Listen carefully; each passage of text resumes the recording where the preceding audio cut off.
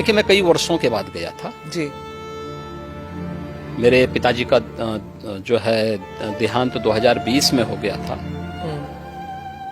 मैं उससे पहले उनसे या अपने परिवार के लोगों से कई वर्षों से नहीं मिल पाया था। संजोग से कोरोना कालखंड प्रारंभ हो चुका था, लॉकडाउन प्रारंभ हो चुका था, तो उनके अंतिम संस्कार कार्यक्रम में मैं भाग नहीं ले पाया था। पर जब वो आपसे मिलने आते थे, आप उस वक्त चीफ मिनिस्टर थे, तो वो एक आम नागरिक की तरह आते थे, सीएम के पिता के रूप में नहीं आते थे। नहीं, यहाँ वो कभी नहीं आए। वो मुझसे मिलने के लिए, मेरी एक बार उनसे मुलाकात हुई थी नजीमाबाद में, और नजीमाबाद में मैं एक चीनी मिल के उद्घाटन में गया था।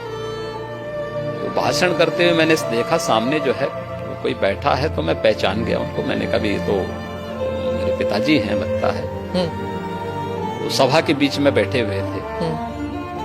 तो फिर मैंने सभा समाप्त होने के बाद अपने साथ के कुछ लोगों से कहा, मैंने कहा देखो यार, वो आए हैं तो उनको बुलाओ, थोड़ा मुलाकात करते हैं। तो योगी के मुख्यमंत्री बनने के बाद कई लोग कहते थे कि आपको शर्म नहीं आती, आप मुख्यमंत्री की बहन हैं और बहन होकर आप चाय की दुकान चलाती हैं, इन हालतों में रहती हैं। मैं उनको एक ही बात कहूंगी, मैं गरीब हूं, ये मेरा नसीब है। शर्म तब आनी चाहिए जब आप कोई गंदा काम कर रहे हो, किसी के हक का छीन कर खा रहे हो। मैं तो मेहनत करके अपनी गुजर बसर करती हूँ। ठीक बात है। देखिए,